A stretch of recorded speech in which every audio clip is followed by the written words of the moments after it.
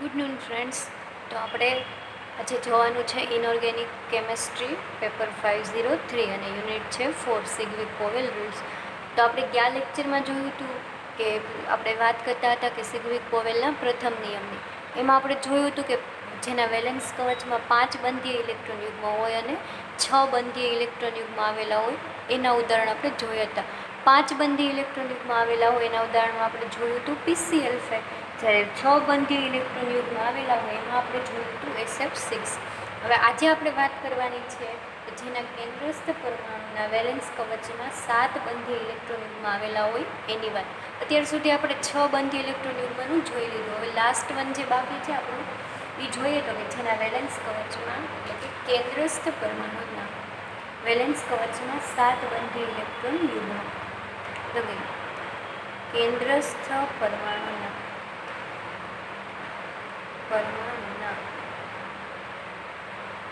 Valence કવચમાં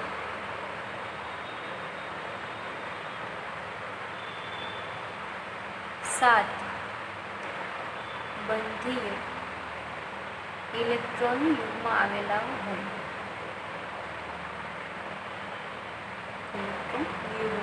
તો એના એક્ઝામ્પલમાં આપણે જોવાનું છે IF7નું એક્ઝામ્પલ. આપણને એમ પણ પૂછાય કે IF7નું ઉદાહરણ આપી સમજાવો કે તો આયોડિનના વેલેન્સ આમાં છે મધ્યસ્થ પરમાણુ કયો થશે આપણી પાસે? આયોડિન છે એ મધ્યસ્થ પરમાણુ અને ફ્લોરિનના કેટલા પરમાણુ છે? 7. ટોટલ એક આયોડિનનો અને ફ્લોરિનના 7 પરમાણુઓની જોડાઈને શેની રચના કયા અણુની રચના કરે છે? IF7ની. તો આમાં જોઈએ તો મધ્યસ્થ પરમાણુ કયો થશે? આયોડિન. તો આપણે આયોડિનની ઇલેક્ટ્રોન રચના જોઈએ તો પહેલાં આયોડિનનો પરમાણુ ક્રમાંક કેટલો છે? તો કે 53. હવે એની ઇલેક્ટ્રોન રચના જોઈએ તો શું થશે કે એની ઇલેક્ટ્રોન રચનામાં ક્રિપ્ટોન, જેનો પરમાણુ ક્રિપ્ટોનનો કેટલો છે તો કે 36. પછીની એની ઇલેક્ટ્રોન રચના શું થશે તો કે 4d10, 5s2 અને 5p5. આ રીતની થશે આયોડિનની ઇલેક્ટ્રોન રચના અને પરમાણુ ક્રમાંક એનો 53, ક્રિપ્ટોનનો થશે 36. પછી આવશે 4d10 કક્ષક, 5s2 અને 5p5. આ તેની ઇલેક્ટ્રોન રચના. આપણે આ ઇલેક્ટ્રોન રચનાને આવી રીતના પણ બતાવી શકીએ તો કે આયોડિન 53, ક્રિપ્ટોન છે એઝ ઇટ ઇઝ, પછી 4d10 કક્ષક, 5s2 કક્ષક, 5s2 કક્ષકમાં 2 ઇલેક્ટ્રોન અને 5p5 કક્ષક. પી કક્ષક કેટલી આવશે? 3, જેમાં કેટલા ઇલેક્ટ્રોન છે? ટોટલ 5. ત્રણેયમાં એક એક. આ 2 યુગ્મિત અને આ છે એક અયુગ્મિત છે. હવે આ છે એ કઈ છે નહીં તો કે ધરા સ્થિતિની ઇલેક્ટ્રોન રચના. કઈ છે? ધરા સ્થિતિની. હવે જ્યારે એક પરમાણુ ઉત્તેજિત સ્થિતિમાં આવશે ત્યારે આપણે આયોડિનને આવી રીતના સ્ટાર તરીકે બતાવશું. ત્યારે જ્યારે ઉત્તેજિત સ્થિતિમાં આવશે ત્યારે. હવે ઉત્તેજિત સ્થિતિમાં આવશે તો શું થશે? ક્રિપ્ટોન છે એઝ ઇટ ઇઝ, 4d10 પણ એઝ ઇટ ઇઝ. હવે આપણી પાસે છે અહીંયા કઈ કક્ષક છે? 5s કક્ષક અને 5p કક્ષક. 5p કક્ષક પછી કઈ કક્ષક આવે તો કે 5d કક્ષક. જ્યારે હવે ઉત્તેજિત અવસ્થામાં આવશે ત્યારે 5s કક્ષકનો એક ઇલેક્ટ્રોન અને આ 5p કક્ષકમાં કેટલા ઇલેક્ટ્રોન છે? 2 ઇલેક્ટ્રોન. એ બધા ટ્રાન્સફર થઈને ક્યાં જશે? 5d કક્ષકમાં. તો આપણે ઇલેક્ટ્રોન રચના છે આવી રીતના લખી શકીએ કે આ છે 5s કક્ષક, એમાં એક ઇલેક્ટ્રોન, પછી આ 5p કક્ષક છે અને પછી કઈ કક્ષક આવશે? 5d કક્ષક. 5d કક્ષકમાં કેટલા સબ કક્ષક જોવા મળે છે? 5 સબ કક્ષક છે એ જોવા મળશે. 5. હવે આનો એક આ ઇલેક્ટ્રોન અને આ ઇલેક્ટ્રોન એ ઉત્તેજિત અવસ્થામાં ટ્રાન્સફર થઈને ક્યાં જશે તો કે 5d કક્ષકમાં. તો આપણે આ 5d કક્ષકમાં એક એક ઇલેક્ટ્રોન આવી જશે. કેટલા ટોટલ ટ્રાન્સફર થાય છે? 3. એટલે એ જે ઉત્તેજિત અવસ્થામાં ટ્રાન્સફર થઈને ક્યાં આવી ગયા? 5d કક્ષકમાં.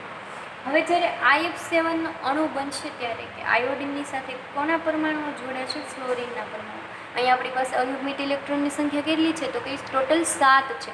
અહીંયા 1, 2, 3, 4, 5, 6 અને 7 અયુગ્મિત ઇલેક્ટ્રોન છે. તો આ ફ્લોરિનના કેટલા પરમાણુઓ જોડાશે? 7 પરમાણુઓ જોડાય અને શેની રચના કરશે? IF.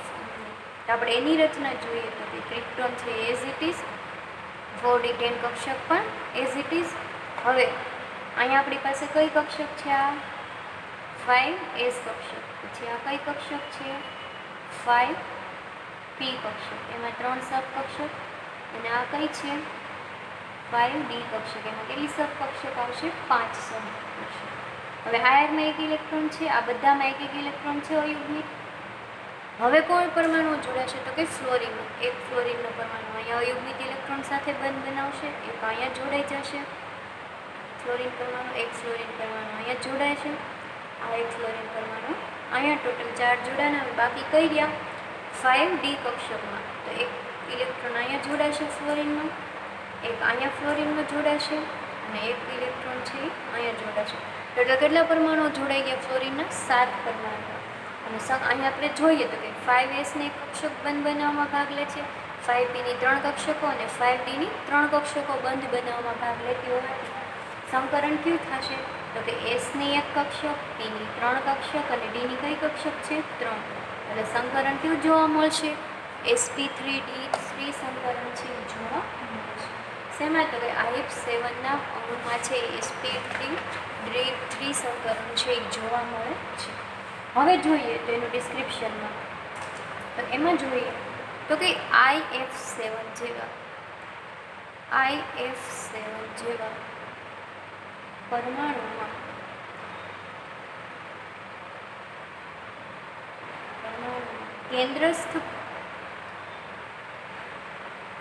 IF7 જેવા અણુમાં કેન્દ્રસ્થ પરમાણુ, આમાં કેન્દ્રસ્થ પરમાણુ કોણ છે આપણી પાસે? આયોડિન છે, જેના વેલેન્સ કવચમાં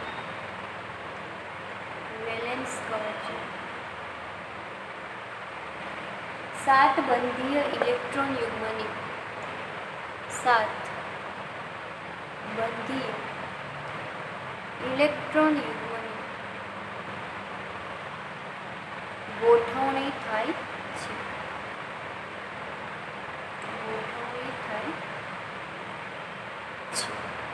નેક્સ્ટ પોઈન્ટ જોઈએ તો કે ઉપર દર્શાવ્યા પ્રમાણે, ઉપર આપણે જે જોયું એનું ઉપર દર્શાવ્યા પ્રમાણે IF7 અણુમાં sp3d3 સંકરણ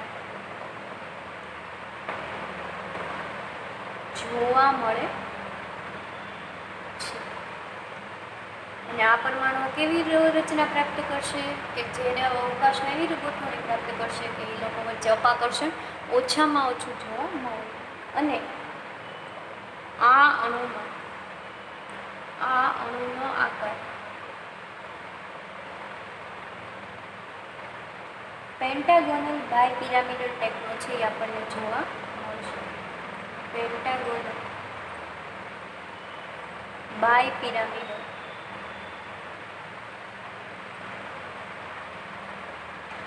આકાર બાયપિરામિડલ પ્રાપ્ત કરે છે. અને બંધ કોણ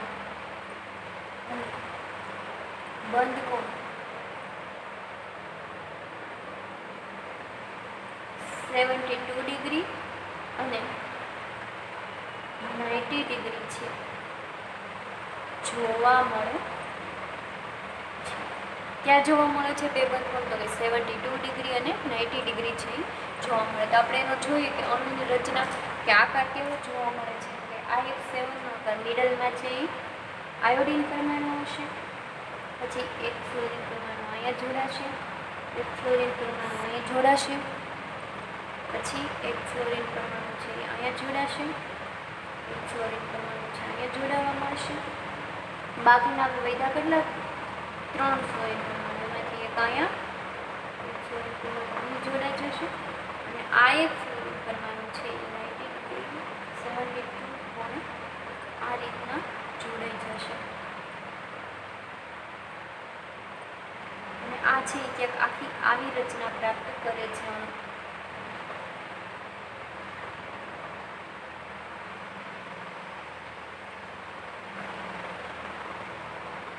થઈ આયોડિનની અણુ IF7 અણુની રચના કે શેપ કેવો છે પેન્ટાગોનલ બાય પિરામિડલ અને બંધકોણ કેટલા જોવા મળે છે 72 અને 90 ડિગ્રી છે એ બે પ્રકારના બંધકોણ જોવા મળે છે. આ કેવો અણુ હતો કે જેના વેલેન્સ કવચમાં કેટલા બંધી ઇલેક્ટ્રોન યુગ્મ જોડાય છે તો કે 7 બંધી ઇલેક્ટ્રોન યુગ્મ જોડે છે. તો આપણે અત્યાર સુધીમાં બધા જોયા અલગ અલગ એક્ઝામ્પલ કે જેના વેલેન્સ કવચમાં છે એ કેટલા એકથી આપણે ઉદાહરણ સ્ટાર્ટ કર્યું હતું કે 2 થી લઈ અને 7 છે એ બધા અલગ અલગ પ્રકારના વેલેન્સ કવચમાં ઇલેક્ટ્રોન આવેલા હોય એનું ઉદાહરણ. તો એક આપણે ચાર્ટ રૂપે જોઈ લઈએ કે આપણે અત્યાર સુધીમાં છે કેટલા અણુ જોયા, એ અણુનો આકાર કેવો હતો અને એમાં વેલેન્સ કવચમાં કેટલા બંધી ઇલેક્ટ્રોન યુગ્મ હતા અને એમાં છે સંકરણ અને એનો ખૂણો. તો એક ચાર્ટ રૂપે છે આપણે શોર્ટમાં જોઈ લઈએ એટલે આપણે આખે જે અત્યાર સુધીનું જોયું એટલું રિવિઝન પણ સાથે સાથે થઈ જાય. તો આપણે પહેલું જોઈએ તો પહેલાં આપણે એક ચાર્ટ રૂપે બનાવીએ તો એમાં પહેલું લઈએ અણુ, પછીનો બીજો લઈએ કે એમાં આવેલા ઇલેક્ટ્રોન. આ ઇલેક્ટ્રોન કેવા છે કે જેના વેલેન્સ કવચમાં બંધી ઇલેક્ટ્રોન હોય એવા. પછીનો લઈએ આપણે બંધ કોણ અથવા તો બંધ ખૂણો, પછી લઈએ એનો આકાર, પછી એનું લઈએ સંકરણ. આ તો આટલું પ્રકારનું આપણે જોઈએ. તો એમાં આપણે પહેલું અણુ જોયું હતું, કયું જોયું હતું તો કે BeF2 અણુ જોયું હતું જેના વેલેન્સ કવચમાં કેટલા બંધી ઇલેક્ટ્રોન યુગ્મ હતા 2. એમાં બંધ કોણ છે આપણને કેટલો જોવા મળતો તો 180 ડિગ્રી અને અણુનો આકાર કેવો હતો રેખીય. મિડલમાં કેવો હતો બેરિલિયમનો પરમાણુ, આજુબાજુમાં 2 ફ્લોરિનના પરમાણુઓ જોડાયેલા હતા અને એમાં સંકરણ છે એ કયું જોવા મળતું હતું sp સંકરણ. સેકન્ડ અણુ આપણે લીધો તો BCl3 અણુ જેના વેલેન્સ કવચમાં કેટલા ઇલેક્ટ્રોન યુગ્મ હતા 3. એનો બંધ કોણ છે એ કેટલો જોવા મળતો હતો 120 ડિગ્રી છે એ બંધ કોણ જોવા મળતો હતો. એનો જે શેપ હતો એ કયો હતો તો કે સમતલીય ત્રિકોણ શેપ છે એ જોવા મળતો હતો કે જે મિડલમાં છે 2 બોરોનનું પરમાણુ અને આજુબાજુમાં ક્લોરીનના 3 પરમાણુઓ જોડાઈને સમતલીય ત્રિકોણ જેવી રચના પ્રાપ્ત કરતા હતા અને એમાં આપણને સંકરણ જોવા મળતું હતું sp2. થર્ડ આપણે જોયું હતું કે CH4 પરમાણુ જેના વેલેન્સ કવચમાં કેટલા બંધી ઇલેક્ટ્રોન યુગ્મ હતા 4 અને એમાં એક બંધ કોણ છે 109 અને 28નો છે એ જોવા મળતો. એનો આકાર કેવો હતો તો કે સમચતુષ્ફલકીય.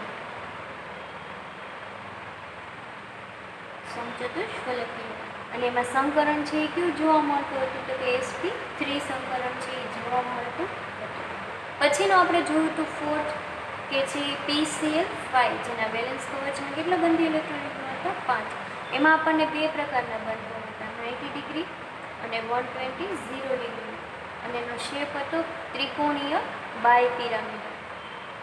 ત્રિકોણીય બાય પિરામિડલ અને એમાં સંકરણ છે એ કયું થતું હતું તો કે sp3d સંકરણ છે જોવા મળતું હતું. પછીનો આપણે નેક્સ્ટ પરમાણુ જોયું હતું કે SF6. તો એના વેલેન્સ કવચમાં કેટલા ઇલેક્ટ્રોન યુગ્મ હતા 6. એમાં છે બંધ કોણ કેટલો હતો 90 ડિગ્રીનો છે. એનો આકાર કેવો હતો તો કે અષ્ટફલકીય અને એમાં છે સંકરણ કયું જોવા મળતું હતું sp3d2 સંકરણ છે એ જોવા મળતું હતું. અને લાસ્ટ વન આજે આપણે લીધું એ કયું છે તો કે IF7. એમાં આપણે જોયું કે જેના બંધી સંયોજકતા કક્ષકમાં કેટલા ઇલેક્ટ્રોન યુગ્મ આવેલા છે 7 ઇલેક્ટ્રોન. એમાં આપણે બંધ કોણ કેટલો જોયો 72 અને 90 ડિગ્રીનો. એનો શેપ કયો છે pentagonal bipyramidal. Pentagonal by pyramidal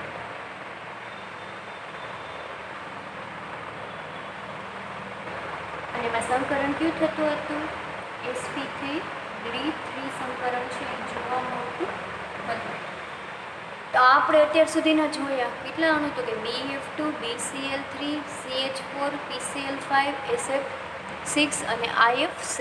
તો અત્યાર સુધીમાં આપણે જોયું કે આમાં BF2માં સંકરણ sp, BCl3માં sp2 સંકરણ, CH4માં sp3 સંકરણ, PCl5માં sp3d સંકરણ, SF6માં sp3d2 સંકરણ અને IF7માં sp3d3 સંકરણ છે એ જોવા મળતું હતું. તો આપણે આ ચાર્ટ રૂપે પણ યાદ રાખી શકીએ કે આપણે અત્યાર સુધીમાં છે સિદ્વિક પોવેલના પ્રથમ નિયમમાં યુગમાં જોયેલા એક્ઝામ્પલ. તો એમાં આપણે સિગ્વિક કોયલનો પ્રથમ નિયમ શું હતો કે આ પરમાણુઓ છે અવકાશમાં એવી રચના પ્રાપ્ત કરે કે જેના વચ્ચે અપાકર્ષણ ઓછામાં ઓછું જોવા મળે, અને એના આધારે છે આ બધાના આકાર અને શેપ નક્કી થયા, સંકરણ અને એનું છે બંધ પણ આપણે નક્કી કરી શકીએ. હવે આપણે એમાં એક પોઈન્ટ જોઈએ તો કે હવે અણુમાં જ્યારે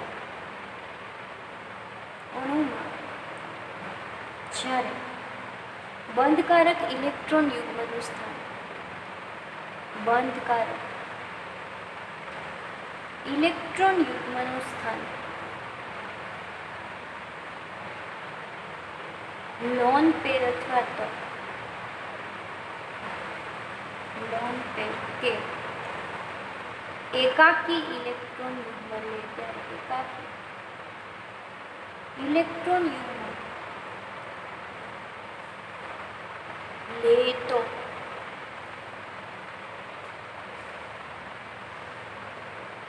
લોન પેર ઇલેક્ટ્રોન યુગ્મ, તો લોન પેર ઇલેક્ટ્રોન યુગ્મને વધારે અપાકર્ષે છે, જેથી બંધકારક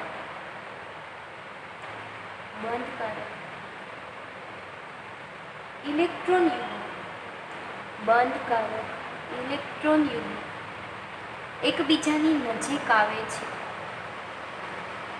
એકબીજાની નજીક આવે છે. હવે આપણે સિગ્વિક કોયલના નિયમમાં વાત કરીએ તો ઇલેક્ટ્રોન યુગ્મ બે પ્રકારના જોવા મળે, લોન પેર અને બંધીય ઇલેક્ટ્રોન યુગ્મ. બંધીય ઇલેક્ટ્રોન યુગ્મ આપણે કોને કીધું હતું બંધકારક, તો કે જેમાં એક જ પરમાણુઓથી બે જે ઇલેક્ટ્રોન યુગ્મ બન્યા હોય એને આપણે નામ આપ્યું હતું બંધીય ઇલેક્ટ્રોન યુગ્મ. અને જ્યારે બે પરમાણુઓ સિવાયના બીજા કોઈ પરમાણુઓથી ઇલેક્ટ્રોન યુગ્મ બન્યા હોય એને શું આપણે નામ આપ્યું હતું લોન પેર. હવે આપણને ખબર છે કે બોન્ડિંગ પેર અને બોન્ડિંગ પેર ઇલેક્ટ્રોન યુગ્મ વચ્ચે અપાકર્ષણ ઓછું જોવા મળે, જ્યારે લોન પેર ઇલેક્ટ્રોન યુગ્મ લોન પેર વચ્ચે અપાકર્ષણ વધારે જોવા મળે. હવે એવું બને ક્યારેક અણુમાં કે જેનું બંધીય ઇલેક્ટ્રોન યુગ્મનું સ્થાન કોણ લે, લોન પેર અથવા તો એકાકી ઇલેક્ટ્રોન યુગ્મ લે. તો લોન પેર છે એ શું કરે કે જે બાજુના બીજા ઇલેક્ટ્રોન યુગ્મને વધારે અપાકર્ષે, એટલે અપાકર્ષે તો શું થાય કે બંધીય ઇલેક્ટ્રોન યુગ્મો છે એ એકબીજાની નજીક આવે છે, અને બાકીના જે બે લોન પેર છે એ શું કરે તો કે અપાકર્ષે છે. તો એમ જોઈએ તો કે બંધકારક ઇલેક્ટ્રોન યુગ્મ એકબીજાની નજીક આવે છે અને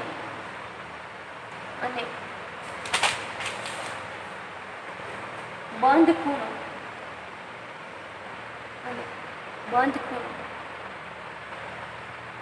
ઘટશે કે વધશે. હવે જો થાય શું કે જ્યારે બંધકારક ઇલેક્ટ્રોન યુગ્મ એકબીજાની નજીક આવતા જાય એટલે શેપ છે એ નજીક જતો થાય તો બંધ કોણ શું થાય ઘટે છે, અને જો ઇલેક્ટ્રોન યુગ્મ દૂર જાય તો બંધ કોણ વધે અને ઇલેક્ટ્રોન યુગ્મ નજીક આવે તો બંધ કોણ ઘટે છે. જેમ જેમ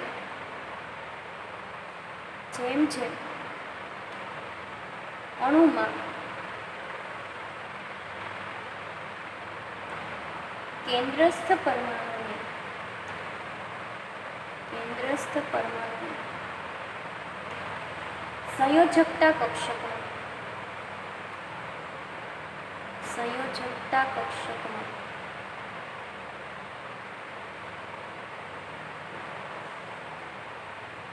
લોન પેરની સંખ્યા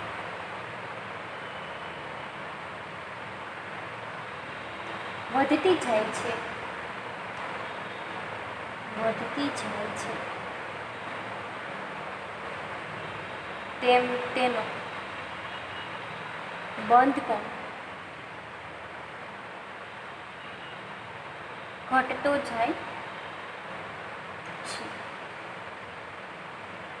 આવી ક્યારે રચના બનશે જ્યારે બંધીય ઇલેક્ટ્રોન યુગ્મનું સ્થાન કોણ લઈ લે, લોન પેર ઇલેક્ટ્રોન યુગ્મ લે ત્યારે શું થાય તો કે લોન પેર છે એકબીજાને અપાકર્ષે એટલે બંધીય ઇલેક્ટ્રોન યુગ્મ નજીક આવે ને એના લીધે બંધ કોણ છે એ કેવો થાય છે તો કે ઘટતો જોવા મળે છે. તો આ એક સ્ટેટમેન્ટ આપણે અત્યાર સુધી જોયું કે સિગ્વિક કોયલના પ્રથમ નિયમમાં આપણે અલગ અલગ એક્ઝામ્પલ જોયા અને એમાં કયા કયા પ્રકારના સંકરણ અને એ બધાના સંકરણના આધારે છે એ પોતાની અણુભૂમિતિ રચના કેવી જોવા મળે એ વિશે વાત કરી. હવે આપણને છે એ નવો ક્વેશ્ચન એવી રીતના પૂછાય કે સિગ્વિક પોવેલનો પહેલો નિયમ ઉદાહરણ આપી સમજાવો. તો એમાં ક્વેશ્ચન છે નવો. ઓલો હતો સિગ્વિક પોવેલનો ફર્સ્ટ નિયમ કે એને પ્રસ્તાવના શું હતી અને એમાં અલગ અલગ પ્રકારના અણુના એક્ઝામ્પલ જોયા હતા કે જેના વેલેન્સ કવચમાં છે એ અલગ અલગ પ્રકારના બંધી ઇલેક્ટ્રોનમાં આવેલા હોય એની જગ્યાએ આ છે તમારો ક્વેશ્ચન કે સિગ્વિક પોવેલનો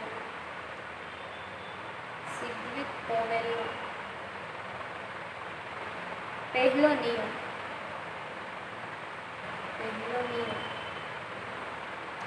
ઉદાહરણ આપી સમજાવો. અથવા તો તમને આ ક્વેશ્ચન છે એ બીજી રીતના પણ પૂછાઈ શકે. એમાં તમને બીજી રીતના એ રીતે પૂછાય કે CH4 NH3 અને H2O અણુમાં બંધ ખૂણો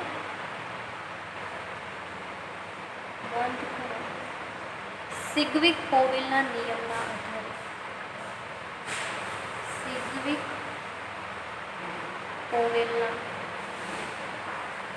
નિયમના આધારે સમજાવો.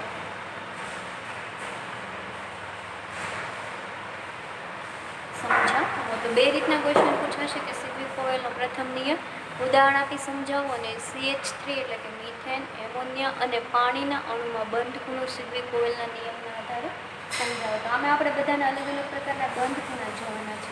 તો એમાં આપણે જોઈશું કે તો જોઈ શકીએ કે આપણે અણુ ક્યાં ક્યાં લીધા છે CH4 NH3 અને H2.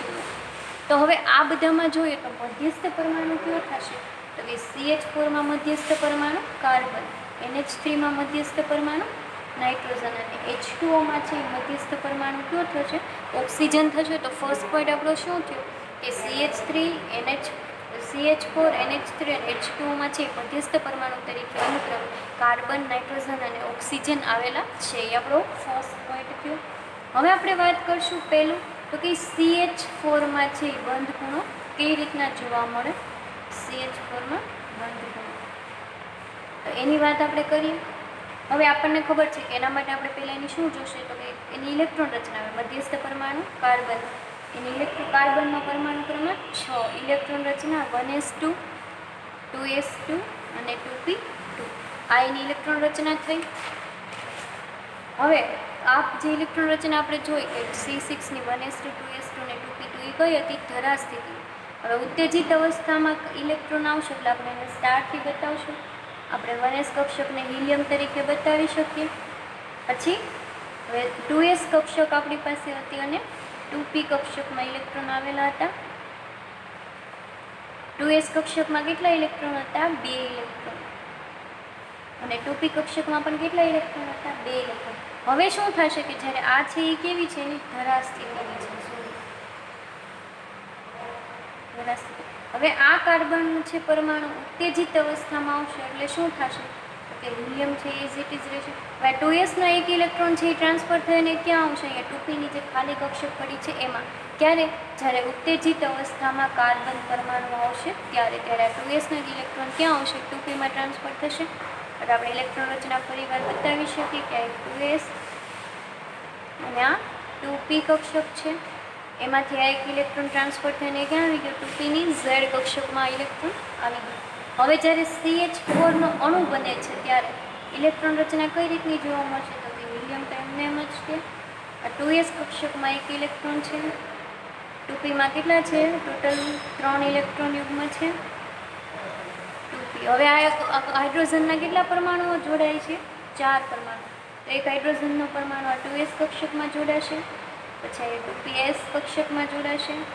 2py કક્ષકમાં એક હાઇડ્રોજનનો પરમાણુ અને 2pz કક્ષકમાં છે એક હાઇડ્રોજનનો પરમાણુ જોડાઈ ગયો. તો હવે આપણે અહીંયા જોઈએ તો કે અહીંયા સંકરણમાં કેટલી કક્ષકો ભાગ લે છે તો કે s ની એક કક્ષક, p ની 3 કક્ષકો પાર્ટિસિપેટ કરતી હોવાથી સંકરણ છે એ કયું જોવા મળશે આપણને? sp3 સંકરણ છે એ જોવા મળશે. તો આપણે એનું ડિસ્ક્રિપ્શનમાં લખી શકીએ કે CH પરમાણુ CH અણુમાં કાર્બન પરમાણુ sp કયું સંકરણ જોવા મળ્યું? sp3 સંકરણ ધરાવે છે. મધ્યસ્થ, આમાં આપણી પાસે મધ્યસ્થ પરમાણુ કયો છે? તો કે કાર્બન. મધ્યસ્થ પરમાણુ કેન્દ્રની આસપાસ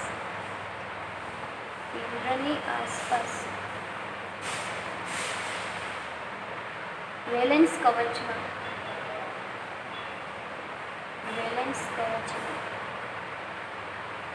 4 બંધીય ઇલેક્ટ્રોન યુગ્મ.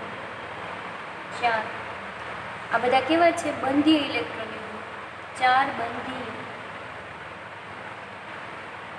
ઇલેક્ટ્રોન યુગ્મ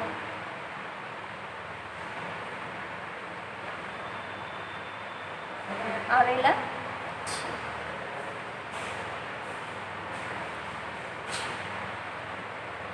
આ 4 ઇલેક્ટ્રોન યુગ્મ અવકાશમાં કેવી રચના પ્રાપ્ત કરશે કે જેમથી એના વચ્ચેનું અપાકર્ષણ છે ઓછામાં ઓછું એ રીતના ગોઠવણી ધરાવશે. આ 4 ઇલેક્ટ્રોન યુગ્મો વચ્ચે ઓછામાં ઓછું અપાકર્ષણ થાય એવી રીતે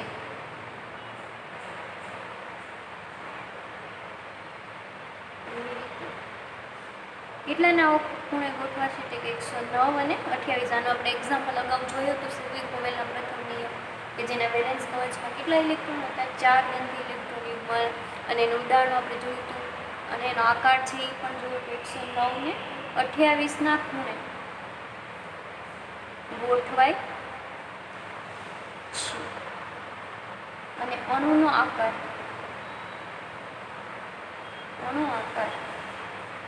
કેવો જોવા મળ્યો? તો આપણે સમચતુષ્ફલકીય જોવા મળ્યો. તો અણુ આકાર સમચતુષ્ફલકીય થાય છે. તો આ CH4 નો બંધ કોણ અને એની અણુરચના. હવે આપણે જોવાનું છે કયો બીજો બંધ કોણ કીધું? આપણે એક એક્ઝામ્પલ જોઈ લીધું. હવે બીજું એક્ઝામ્પલ કયો પડે આપ્યું કે NH3માં બંધ ખૂણો સમજાવો. તો આપણે જોઈએ NH3માં બંધ ખૂણો. હવે એમાં આપણને ખબર છે કે મધ્યસ્થ પરમાણુ કોણ છે? તો કે નાઇટ્રોજનનો પરમાણુ ક્રમાંક 7. હવે એની ઇલેક્ટ્રોન રચના આપણે જોઈએ તો કે 1s2 2s2 અને 2p3 ટોટલ 7 પરમાણુઓ થઈ ગયા. હવે આપણે આ ઇલેક્ટ્રોન રચનાને આવી રીતના પણ લખી શકીએ કે 1sની જગ્યાએ આપણે હિલિયમનો પરમાણુ, પછી 2s કક્ષકમાં કેટલા ઇલેક્ટ્રોન છે? 2 ઇલેક્ટ્રોન.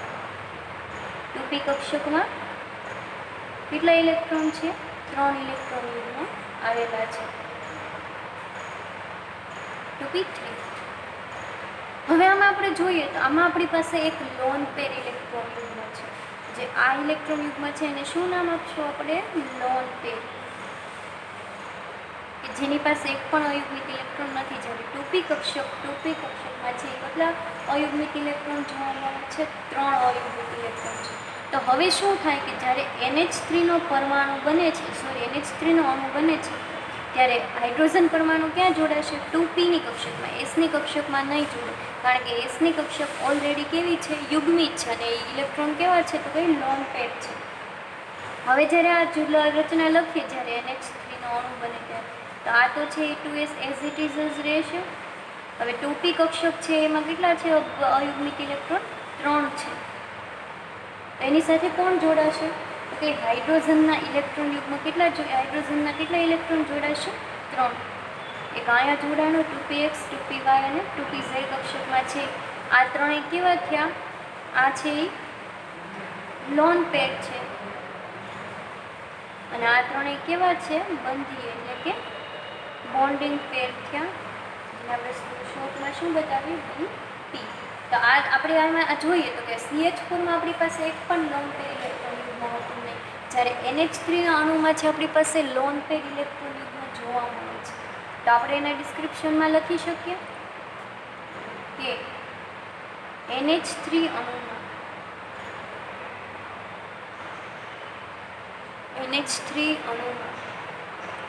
નાઇટ્રોજન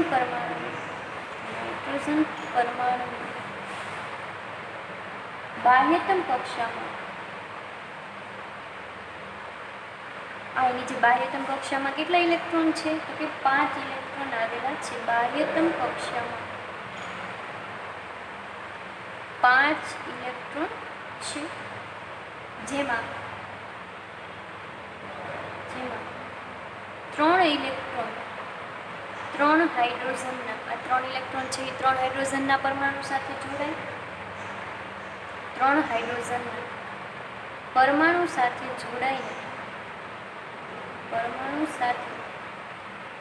જોડાઈને 3 બંધ બનાવ્યા, 3 બંધ બનાવે છે. અહીં કેન્દ્રસ્થ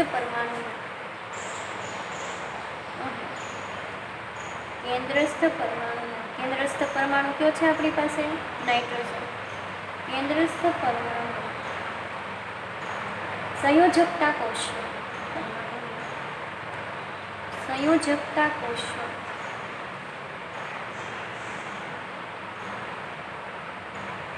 ટોટલ કેટલા ઇલેક્ટ્રોન યુગ્મ છે સંયોજકતા કોષમાં? 4. 1, 2, 3 અને 4. એમાંના 3 ઇલેક્ટ્રોન કેવા છે? બંધી, અને એક કેવો છે? Lone pair. તો કે સંયોજકતા કોષમાં રહેલા 4 ઇલેક્ટ્રોન યુગ્મોમાંથી 3 યુગ્મો કેવા છે? 3 ઇલેક્ટ્રોન યુગ્મ તો કે બંધકારક છે. 3 ઇલેક્ટ્રોન યુગ્મ આ છે એ કેવા છે?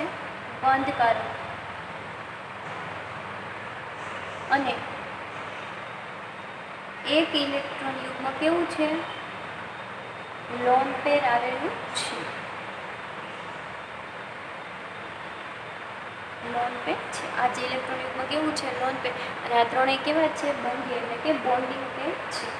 આ લોન પેર, હવે આપણને ખબર છે કે લોન પેર છે એ કેવું કરશે તો કે બંધી ઇલેક્ટ્રોન યુગ્મને અપાકર્ષે છે, જ્યારે જો બોન્ડિંગ પેર બોન્ડિંગ વચ્ચે કોઈ પણ અપાકર્ષણ જોવા મળતું નથી, પરંતુ લોન પેર અને બોન્ડિંગ પેર વચ્ચે શું થાય કે એકબીજાને અપાકર્ષે છે. તો કે આ લોન પેર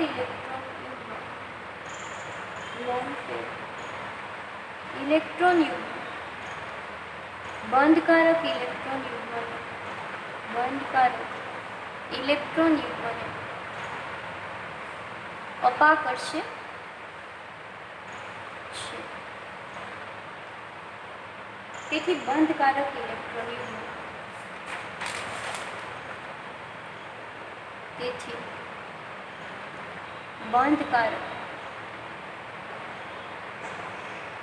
ઇલેક્ટ્રોન યુગ્મ એકબીજાની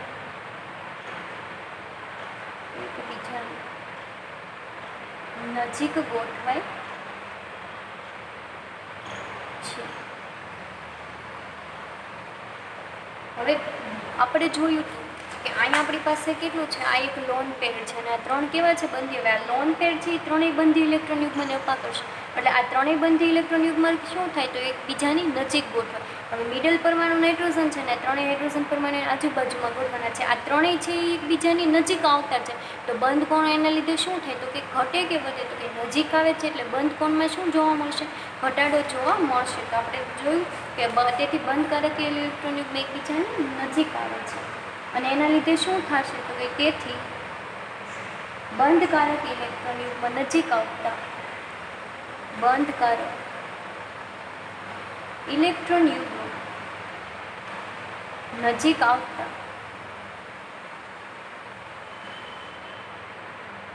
બંધ ખૂણો છે ઘટીને કેટલો જોવા મળશે તો કે 107.4 નું જોવા મળે છે. આ વાત થઈ આપણી NH3 પરમાણુ. હવે આપણે લાસ્ટ વન જે બાકી છે એ કયું છે તો કે H2 એટલે કે પાણીના અણુમાં બંધ ખૂણો છે એ કેટલો જોવા મળે? બંધ ખૂણો. હવે આપણને ખબર છે કે આમાં પાણીના અણુમાં મધ્યસ્થ પરમાણુ કોણ છે? ઓક્સિજન, જેનો પરમાણુ ક્રમાંક કેટલો છે? 8. એની ઇલેક્ટ્રોન રચના તો કે 1s2, 2s2 અને 2p4. ટોટલ 8 પરમાણુ થઈ ગયા. આ ઇલેક્ટ્રોન રચના આપણે આવી રીતના પણ બતાવી શકીએ. 1s ની જગ્યાએ હિલિયમ દર્શાવી શકીએ. 2s કક્ષકમાં કેટલા ઇલેક્ટ્રોન છે? 2 કક્ષક, 2 ઇલેક્ટ્રોન છે. 2p માં કેટલા છે? 4. 3 અને 1 4. આ કઈ કક્ષક છે? 2p કક્ષક. હવે આપણે અહીંયા જોઈએ તો અહીંયા જે પરમાણુ છે કેવા છે? યુગ્મિત છે. આ પરમાણુ પણ કેવા છે? યુગ્મિત છે. જે બંને કેવા છે? Lone pair. અને અહીંયા કેવા છે? બંને એક એક પરમાણુ અયુગ્મિત છે. હવે જ્યારે H2O નો અણુ બને છે ત્યારે કેવી રચના જોવા મળશે? તો કે 2s માં ઇલેક્ટ્રોન છે એ કેવા છે? યુગ્મિત, એટલે કે લોન પેર છે બંને. પછી 2p કક્ષકમાં જોઈએ તો એમાં પણ આ 2 ઇલેક્ટ્રોન કેવા છે? Lone pair. હવે આપણી પાસે વધ્યા કેટલા? 2 ઇલેક્ટ્રોન છે. તો જ્યારે હાઇડ્રોજનનો પરમાણુ જોડાય છે તો એનો એક ઇલેક્ટ્રોન ક્યાં આવશે? 2py કક્ષકમાં. અને એક ઇલેક્ટ્રોન ક્યાં આવશે? 2pz કક્ષકમાં. અને આ બે મળીને કેવા બનાવશે? બંધીય ઇલેક્ટ્રોન યુગ્મ. અને જ્યારે આ 2s અને આ 2p નો એક ઇલેક્ટ્રોન યુગ્મ કેવા છે? તો કે લોન પેર છે. લોન પેર ઇલેક્ટ્રોન યુગ્મ. તો ટોટલ આમાં 2 છે એ લોન પેર અને 2 છે એ કેવા થયા? બંધીય ઇલેક્ટ્રોન, એટલે કે બોન્ડિંગ પેર.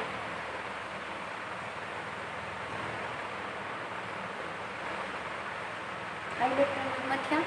હવે આપણે જોઈએ એના ડિસ્ક્રિપ્શન તો કે H2O અણુમાં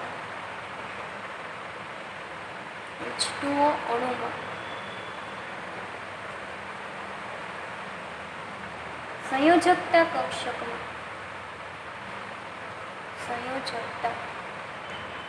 કક્ષકમાં 4 ઇલેક્ટ્રોન યુગ્મમાંથી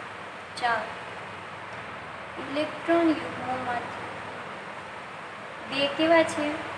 બંધીય છે. 2 ઇલેક્ટ્રોન યુગ્મ બંધીય છે. જ્યારે બાકીના બે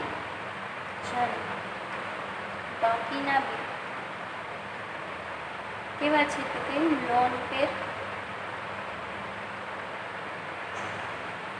ઇલેક્ટ્રોન યુગ્મ છે. હવે શું થશે કે આ બે અહીંયા જે 2 લોન પેર ઇલેક્ટ્રોન યુગ્મ આવેલા છે એ બંધી ઇલેક્ટ્રોન યુગ્મને અપાકર્ષે છે. તો કે અહીં 2 લોન પેર ઇલેક્ટ્રોન બોન્ડિંગ પેર ઇલેક્ટ્રોનને અપાકર્ષે છે. તેથી બોન્ડિંગ પેર ઇલેક્ટ્રોન યુગ્મ એકબીજાની નજીક આવતા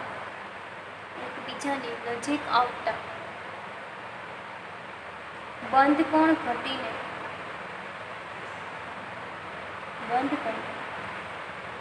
કેટલો જોવા મળે છે? તો કે 104 અને 27 જેટલો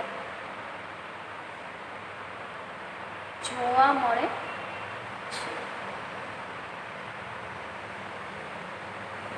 આમ આપણે 3 એક્ઝામ્પલ જોયા તો કે એમાં જોયું હતું કે આમ CH4 NH3 અને H2O અણુમાં 2 બંધકારક ઇલેક્ટ્રોન યુગ્મનું સ્થાન. 2 બંધકારક ઇલેક્ટ્રોન યુગ્મનું સ્થાન લોન પેર લેતા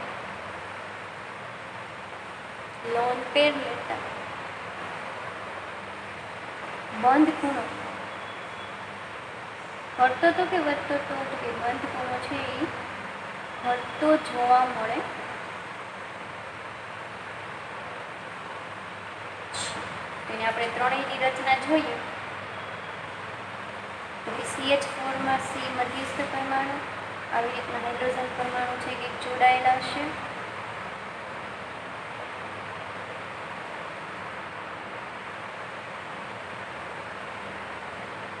હાઇડ્રોજન પરમાણુ આયન.